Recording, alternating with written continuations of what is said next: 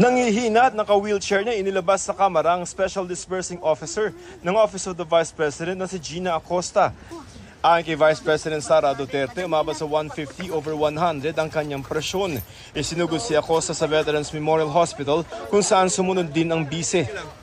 Bago yan, sinasagot ni Acosta ang mga tanong ng mga kongresista tungkol sa 125 million pesos na in-encash niya noong December 2022. Sabi niya, in-encash ang cheque sa Land Bank Show, inilagay sa 4 na traveling bag at dinala sa OVP. Nang ma-encash na po ang kwarta, ang pera ay ang cheque,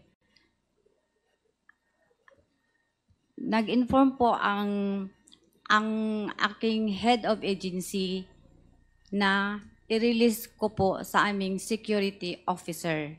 So while on the way na po ako papuntang office, I called up the security officer informing him na na-encash ko na po ang cheque. Can you please mention the name of the security officer? Si Colonel Lachica po. Colonel Lachica. Lachica. Can you Opo. please enlighten the committee? Sino po ba si Colonel Lachica? Siya po ang ground commander ng aming BPSPGs na na-assign po sa Office of the Vice President. Sabi niya, Acosta hindi niya alam kung sino-sino ang tumanggap ng pondo mula kay Lachica na siya raw may alam ng tungkol sa mga proyekto ng OVP sa ilalim ng Confi funds. I wish to direct your attention to the left bottom portion of this accomplishment report. It says, prepared by Special Disbursing Officer Gina F. Acosta.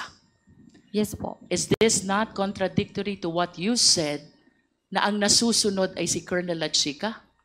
Gibase, pag final ko nito, ma'am, gibase ko po to sa binigay ni Sir Lachica na final accomplishment report. So kinokopya ko lang po. Sumalang din sa pagdinig ang nooy Special Disbursement Officer ng Department of Education na si Edward Fajarda. Aniya, 3 beses siya nag-withdraw ng tig 37.5 million pesos noong February 2023. Ang kabuuang halaga na 112 million pesos na confidential fund inilagay sa mga duffel bag at dinala sa DepEd para ilagak sa isang kahadiyero. Security officer din ang tinukoy ni Fajarda na siyang namimigay ng confidential funds. Siya raw ay si Colonel Dennis Nolasco na si Vice President Duterte ang nagtalaga. I was informed po ni BP Sara na may i-designate po na security officer. Ang instruction ng galing po Kay BP Sara po. Hindi rin daw alam ni Fajarda kung sino-sino ang mga binigyan ng Confi funds ni Nolasco. Base sa liquidation report ng DepEd, nagbigay ang DepEd ng Confi funds sa 7 lugar kasama ang Makati, Davao, Negros Oriental at Occidental.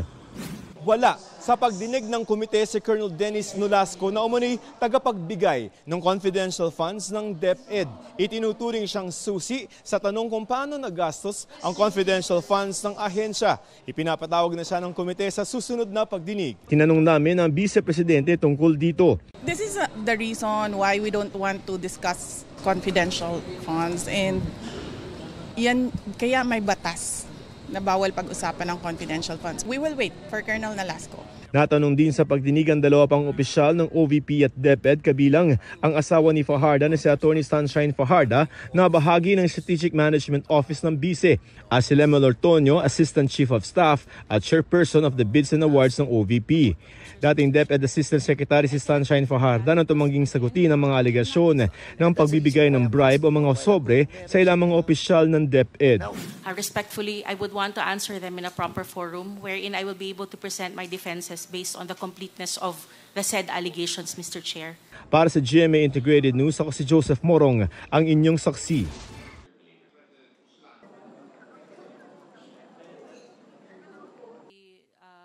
At that time, Mr. Chair, was to write technical letters. Itinanggi ng Assistant Chief of Staff ng Office of the Vice President na si Lemuel Ortonio na may kinalaman siya sa mga acknowledgement receipt na isinumite ng kanilang opisina para sa liquidation. Sinabi niya ito nang tanungin ng mga kongresista kung bakit sa mga acknowledgement receipt ay tila pareho ang panulat na ginamit nila ng Chief of Staff ng Vice Presidente na si Attorney Zulaika Lopez. Si Edward Fajarda naman, dating DepEd Special Disbursing Officer, nagtanong tungkol sa mga kumakalat na text message kung saan hiningi umano niya ang bank details ng mga regional director at division superintendent. Paliwanag ni Fajarda, utos ito ni Vice President Sara Duterte. Sa tuwing dumadalaw daw kasi noon ang vice-presidente sa mga paaralan, nakikita niya mga DepEd official na nangangailangan ng pinansyal na tulong. Galing umano ang pera sa vice-presidente. Mga kapuso, maging una sa saksi. Mag-subscribe sa GMA Integrated News sa YouTube para sa iba't ibang balita.